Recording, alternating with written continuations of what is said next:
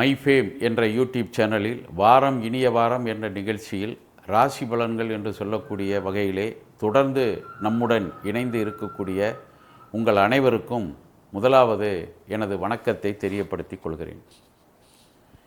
உங்களது நண்பர்கள் யாராவது இருந்தால் சப்ஸ்கிரைப் செய்ய சொல்லுங்கள்.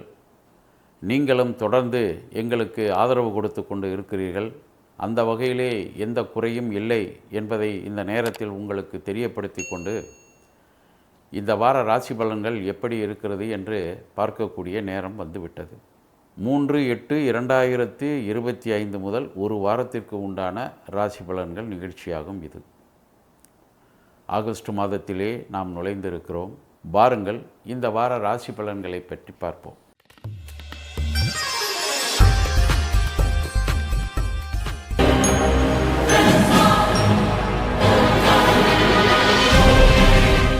மேஷராசி நேயர்களே, கடந்த வாரத்திலே பாதகாதிபதி என்று சொல்லக்கூடிய சனி பகவான் பக்ரமாகி இருக்கிறார்.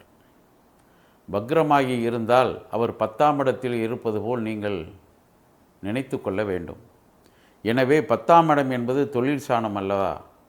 ஏதாவது ஒரு தொழிலை மிகவும் தீவிரமாக நீங்கள் செய்ய வேண்டும். இப்படி தீவிரமாக அந்த தொழிலை செய்தால், ஓய்வில்லாமல் செயல்பட்டீர்கள் என்று சொன்னால் நிச்சயமாக நல்ல வருமானங்கள் கிடைக்கலாம். அதே நேரத்தில் உங்களிடம் வேலை பார்க்கக்கூடிய தொழிலாளர்களும் உங்களுக்கு நல்ல உதவிகளை செய்வார்கள். குடும்பத்திலே இருக்கக்கூடிய உறுப்பினர்கள் கூட சில நேரங்களில் உங்களது தொழிலுக்கு ஏராளமாக உதவிகள் செய்வார்கள். இது தவிர வெளியிடங்களில் மதிப்பும் மரியாதையும் கூடக்கூடிய வாய்ப்பு இருக்கிறது. இந்த நேரத்திலே சனி பகவான் பக்ரமாகி இருப்பது ஒரு நல்ல நிலையை உருவாக்கும். இதை பயன்படுத்தி கொண்டு செயல்பட்டால் அவர்களே புத்திசாலிகளாகவும் இருப்பார்கள் என்பதை தெரிந்து கொள்ளுங்கள். ரிஷபராசி நேயர்களே, 10ஆம் இடத்து அதிபதி 9ஆம் இடத்திலே வக்ரம் பெற்று இருக்கிறார். இருந்தாலும் உங்களுக்கு அவர் யோகாதிபதி, 9ஆம் இடத்திற்கும் அவர்தான் அதிபதி என்பதை தெரிந்து கொள்ளுங்கள். சனி பகவான் யாருக்கு கொடுப்பதாக இருந்தாலும், அவருக்கு தொல்லைகள் தருவதாக இருந்தாலும் அதை தீவிரமாக செய்யக்கூடியவர் என்பதையும் தெரிந்து கொள்ள வேண்டும். எனவே எல்லா கிரகங்களும் எல்லா ராசிகளுக்கும் நன்மையை செய்ய மாட்டார்கள். அதே நேரத்தில் ரிஷப ராசி நேயர்களுக்கு சனி பகவான் நல்லது செய்வார் என்பதை தெரிந்து கொண்டு இந்த நேரத்தில் வேலையாட்கள் மூலமாக பல தொழில்களை ஏற்றுக்கொண்டு செய்யக்கூடிய ராசிக்காரர்கள் இந்த ராசியிலே இருந்தால் நல்ல வருமானத்தை நிச்சயமாக பெறுவார்கள் என்பதை தெரிந்து கொண்டு செயல்படுங்கள். வெற்றி உங்களுக்கு நிச்சயமாக கிடைக்கும் என்பதில் எவ்விதமான சந்தேகமும் கிடையாது. அதே நேரம் கணவன் மனைவிக்கிடையே கருத்து வேறுபாடுகளும் வராமல் பார்த்து கொண்டால் மிகவும் நன்றாக இருக்கும் என்பதையும் தெரிந்து கொள்ளுங்கள். மிதுன ராசி நேயர்களே, சென்ற வாரத்தை போல் இந்த வாரமும் உங்களது ராசியிலே 3 கிரகங்கள் அமர்ந்திருக்கிறார்கள். நல்ல புதிய வாய்ப்புகள் உருவாகும். கடந்த வாரத்தை போல் இந்த வாரமும் ஒரு அமைதியான சூழ்நிலை, தொழிலில் முன்னேற்றம், உத்தியோகத்தில் ஏதாவது எதிர்பார்த்த பதவி உயர்வு அல்லது மனதிலே அமைதி ஏற்படக்கூடிய வகையிலே கொடுக்கல் வாங்கல்களில் சில நன்மைகள், வெளிநாடுகளுக்கு செல்ல வரக்கூடிய வாய்ப்புகள், சென்று அங்கு இருக்கக்கூடிய ஒரு நல்ல நிலையை, ஒரு தொழில் நிலைமையை அறிந்து கொண்டு அதை நமது நாட்டிலும் செய்யக்கூடிய வாய்ப்பு இருக்கிறதா என்பதை பற்றியெல்லாம் சிந்திக்கக்கூடிய காலமாக இந்த காலம் அமைந்திருக்கிறது. எனவே இந்த நேரத்தில் நீங்கள் குறிப்பாக தைரியமாக செயல்பட வேண்டும். திருமண பேச்சுவார்த்தைகளில் தடைகள் எதுவும் இல்லை என்பதுதான் காணப்படுகிறது. அப்படி இருந்தால் ஜாதகங்களை பார்த்தும் நீங்கள் தெரிந்து கொள்ள வேண்டும் என்பதுதான் இந்த வாரத்திலே முக்கியமான வேலையாக உங்களுக்கு இருக்கிறது. கடகராசி நேயர்களே, ராசியிலே 2ஆம் இடத்து அதிபதி சூரிய பகவான் ஜலராசி என்று சொல்லக்கூடிய ஒரு ராசியாகும். இந்த ராசியிலே சூரிய பகவான் அமர்ந்திருப்பது பலத்தை கொடுக்குமா என்றால், சூரியனால் ஏற்படக்கூடிய பலம் இங்கு கிடைக்காது என்பதை தெரிந்து கொள்ள வேண்டும். சிறுவர்களாக இந்த ராசியிலே இருந்தால் அல்லது வயதானவர்களாக இருந்தால் ஆஸ்மா போன்ற நோய்கள் வரக்கூடிய வாய்ப்புகள் இந்த வாரம் அதிகமாக காணப்படுகிறது. எனவே இந்த காலகட்டத்தில் வெளியிடங்களுக்கு செல்லுகின்ற பொழுது மிகவும் கவனமாக செல்ல வேண்டும். அதே நேரத்தில் உணவு பழக்க வழக்கங்களிலும் சற்று நீங்கள் அக்கறை எடுத்துக்கொண்டால் உடல் நலத்தில் மிகவும் வெற்றியை பெற்றுவிடலாம். எந்த நோயும் உங்களுக்கு பெரிதாக பாதிப்பை கொடுத்து விடாது என்பதை தெரிந்து கொள்ள வேண்டும். கணவன் மனைவி வெளியிடங்களுக்கு சென்று வரலாம். ஆனால் சரியான இடங்களுக்கு சென்று வர வேண்டுமே தவிர, குளிர்காலமாக இருந்தால் இரவு நேர பயணங்களை தவிர்த்து விடுவது நல்லது என்பதையும் தெரிந்து கொள்ளுங்கள். சிம்மராசி நேயர்களே, ராசிக்கு அதிபதி ராசியிலிருந்து 12ஆம் இடத்திலே அமர்ந்திருக்கிறார். பொதுவாக இந்த கடக ராசிக்கும் சிம்ம ராசிக்கும் ஒரு ஒற்றுமை இருக்கிறது. எப்படி என்று கேட்டால், கடகராசிக்கு உள்ளவர் சிம்ம ராசியில் இருந்தாலோ அல்லது சிம்ம ராசிக்கு உரியவர் கடகராசியில் இருந்தாலோ இவர்களுக்கெல்லாம் இந்த ஆஸ்மா சம்பந்தமான நோய்கள், நெஞ்சு சளி என்று சொல்லக்கூடிய பிரச்சனைகள், இவைகள் எல்லாம் ஏற்படக்கூடிய வாய்ப்புகள் உண்டு. பொதுவாக கைக்குழந்தைகளுக்கு இந்த நோய்கள் அதிகமாக தாக்கும். இருந்தாலும் கைக்குழந்தைகளுக்கு ஜாதகம் என்பது கிடையாது என்பதை தெரிந்து கொள்ள வேண்டும். அவர்களுக்கெல்லாம் ஜாதகங்களுக்கு சரியான பலன் சொல்வதற்கு வயது சற்று ஆக வேண்டும் என்பதை தெரிந்து கொள்ளுங்கள். ஆனால் உங்களது குழந்தைகள் கைக்குழந்தைகளாக இருந்தால் அவர்களுக்கு இது போன்ற நோய்கள் வரக்கூடிய வாய்ப்பு இருக்கிறது என்பதை தெரிந்து கொள்ள வேண்டும். அவர்கள் சிரமப்படுகின்ற பொழுது அந்த சிரமம் உங்களுக்கும் தானே வருகிறது என்பதை தெரிந்து கொண்டு குழந்தைகளையும் நல்ல விதமாக பார்த்து கொள்ளுங்கள்.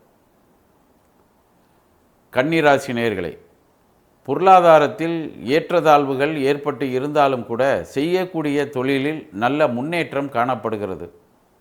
வரக்கூடிய வரவுகள் குறித்த நேரத்தில் இந்த வாரம் வராமல் இருக்கக்கூடிய ஒரு சூழ்நிலையும் காணப்படுகிறது. அதே நேரம் உங்களுக்கு 10ஆம் இடம் என்று சொல்லக்கூடிய மிதுன ராசி இருக்கிறது அல்லவா, அந்த ராசியிலே ராசிக்கு அதிபதி இருக்கின்ற காரணத்தால் பல பிரச்சனைகள் ஏற்பட்டாலும் நிச்சயமாக நிவர்த்தி செய்து விடுவார் என்பதை தெரிந்து கொள்ளுங்கள். வெளியிடங்களுக்கு கணவன் மனைவி சென்று வரலாம். அதே நேரத்தில் குழந்தைகளையும் அழைத்து சென்று வரலாம்.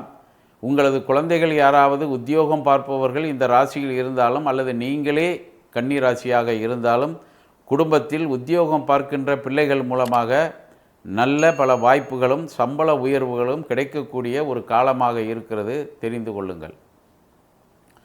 துலாம் ராசி நேயர்களே, இந்த வாரம் அவ்வளவு சிறப்பான வாரமாக இருக்கிறது என்று சொன்னாலும் கூட கணவன் மனைவியாக இருப்பவர்கள் கருத்து வேற்றுமைகளை ஏற்படுத்தி கொண்டு ஒருவருக்கொருவர் வாக்குவாதங்களையும் உருவாக்கி கொண்டு இருக்கக்கூடிய நேரமாக இருக்கிறது. இதற்கு இடம் கொடுக்காமல் இருக்க வேண்டும் என்ற உண்மையை தெரிந்து கொள்ள வேண்டும். குறிப்பாக 7ஆம் இடம் என்பது மேஷ ராசியாகும். இந்த 7ஆம் இடத்திற்கு உரிய கிரகத்தின் வலிமையை வைத்துத்தான் கணவன் மனைவி எவ்வளவு ஒற்றுமையாக இருக்க முடியும் என்ற உண்மையை நாம் பார்க்க வேண்டும். அப்படி பார்க்கின்ற பொழுது இந்த வாரம் கருத்து வேறுபாடுகளுக்கு சில பிரச்சனைகள் காத்திருக்கிறது. எதையும் விட்டு கொடுத்து நீங்கள் நிவர்த்தி செய்து கொள்ள வேண்டும். செய்யக்கூடிய தொழிலில் முன்னேற்றங்கள் உண்டு. உடம்பிறந்தவர்கள் மூலமாக ஏதாவது மன வருத்தங்கள் வரலாம். நல்ல நண்பர்கள் மூலமாக உதவிகள் கிடைக்கலாம். வெளிநாடுகளுக்கு சென்று வரலாம். உத்தியோகத்தில் ஏதாவது உங்களுக்கு அசைக்க முடியாத நம்பிக்கை ஏற்பட்டு இருந்த இடத்திலேயே இருக்கக்கூடிய வாய்ப்பும் உருவாகலாம். விருச்சக ராசி நேயர்களே, ராசிக்கு அதிபதி லாபஸ்தானத்தில் இருக்கிறார். லாபஸ்தானத்தில் ராசிக்கு அதிபதி இருக்கின்ற காரணத்தால் அவர் பார்க்கின்ற இடங்கள் என்று சொல்லக்கூடிய தனஸ்தானம், அதே நேரத்தில் பூர்வ புண்ணிய ஸ்தானம், அதே நேரத்தில் 6ஆம் இடம், இந்த இடங்களை எல்லாம் உங்கள் ராசிக்கு அதிபதி பார்த்திருக்கிறார். பொருளாதார குறைகள் எல்லாம் நிவர்த்தியாகும். கணவன் மனைவிக்கு இடையே இருந்த கருத்து வேற்றுமைகள் விலகும். பிரிந்து இருந்தவர்கள் ஒன்று சேரலாம். இது தவிர பொதுவாக இந்த ராசிக்கு உள்ளவர்கள், அதாவது இந்த விருச்சக ராசிக்கு உள்ளவர்கள் குழந்தைகள் மூலமாக நன்மைகளை அடையலாம். ஏதாவது நோய்கள் சற்று அதிகமாக தாக்கி இருந்தால் சரியான மருத்துவ சிகிச்சை செய்தால் அந்த சிகிச்சைக்கு உண்டான பலன்கள் கிடைக்கக்கூடிய வாய்ப்பும் காத்திருக்கிறது என்பதை தெரிந்து கொள்ள வேண்டும். தனுசு ராசி நேயர்களே, ராசிக்கு அதிபதி அவர் ஒரு வருடத்திற்கு ஒரு முறை தான் இடம் மாறுவார். எனவே அவரை பற்றி நாம் கவலைப்பட வேண்டாம். இருந்தாலும் யோகத்தை செய்யக்கூடிய கிரகம் என்று சொல்லக்கூடியது செவ்வாய் பகவான் ஆகும். முதலாவதாக இந்த செவ்வாய் பகவான் உங்களது ராசிக்கு 10ஆம் இடத்திலே இருக்கிறார். பூமி சம்பந்தமான தொழில்கள் அல்லது பூமியை ஒருவருக்கு விற்று இன்னொருவரை வாங்க வைப்பது போன்ற கமிஷன் துறைகள், அது பூமி மட்டுமல்ல, எந்த விதமான கமிஷன் துறைகளில் ஈடுபட்டு தொழில் செய்தாலும், பொருளை வாங்கி விற்கக்கூடியவர்களாக இருந்தாலும் அவர்களுக்கெல்லாம் நல்ல வாரமாக அமைந்திருக்கிறது என்பதை நீங்கள் தெரிந்து கொள்ள வேண்டும். பொதுவாக ஒரு ராசிக்கு பலன் சொல்லுகின்ற நேரத்திலே தொழில் ஸ்தானத்தை தான் நாம் குறிப்பாக பார்ப்போம். அதன்படி உங்களுக்கு நன்மைகள் இந்த வாரம் காத்திருக்கிறது என்பதை தெரிந்து கொள்ளுங்கள். மகர ராசி நேயர்களே, 8ஆம் இடத்திலே கேது பகவான் அமர்ந்திருக்கிறார். அதுவும் சிம்ம ராசியிலே அமர்ந்திருக்கிறார். ராசிக்கு அதிபதி பெரிய பிரச்சனைகள் எதையும் கொடுக்க மாட்டார். ஆனால் ராசியிலே இருக்கக்கூடிய கேது பகவான் சில நேரங்களில் உடல் உபாதைகளை கொடுத்து விடலாம், அல்லது மனதிலே ஏதாவது சில பிரச்சனைகளை உருவாக்கலாம். காரணம், அலைச்சல் அதிகமாக இருக்கலாம். இந்த அலைச்சல்கள் மூலமாக ஒரு சில நேரங்களில் உறவினர்களை பார்க்கக்கூடிய வாய்ப்புகளும் ஏற்படும். உறவினர்கள் ஏதாவது கடந்த காலத்தில் இருந்த மனக்கசப்புகளை கொண்டு வந்து உங்களிடம் பகிர்ந்து கொண்டு பிரச்சனைகளை உருவாக்கக்கூடிய காலம் காத்திருக்கிறது. கவனமாக இருக்க வேண்டும். ஆனால் கணவன் மனைவிக்கு இடையே நல்ல ஒற்றுமை இருக்கிறது. தொழிலில் இருக்கக்கூடிய போட்டி பொறாமைகள் எல்லாம் நிச்சயமாக விலகிவிடும். எனவே உங்களது வேலைகள், உங்களது குடும்ப உறுப்பினர்களின் வேலைகள், இவைகளில் கவனமாக இந்த வாரம் முழுவதும் இருக்க வேண்டும் என்பதை மகர ராசிக்காரர்கள் தெரிந்து கொள்ள வேண்டும். கும்பராசி நேயர்களே, மிகவும் அற்புதமான ஒரு நேரமாக அமைந்திருக்கிறது. வெளிநாடுகளுக்கு சென்று வரலாம். குறிப்பிட்ட சில ஆலயங்களை, அதுவும் அதிகமாக உங்களுக்கு விருப்பமான பல ஆலயங்களை சந்திக்கக்கூடிய, அங்கே இருக்கக்கூடிய தெய்வங்களை வழிபடக்கூடிய வாய்ப்புகள் உருவாகும். இந்த வாய்ப்புகளை பயன்படுத்தி கொண்டு உங்களுடைய வழிபாட்டை நீங்கள் நிறைவு செய்து கொள்ள வேண்டும். அதே நேரத்தில் உங்களது தொழிலில் சில நேரங்களில் அது உத்தியோகமாக இருந்தாலும் அதுவும் தொழில்தான் என்ற முறையிலே உங்களுக்கு எதிர்ப்பாக ஏதாவது உங்களுக்கு கீழே உள்ளவர்கள் வேலை செய்ய ஆரம்பிக்கலாம்.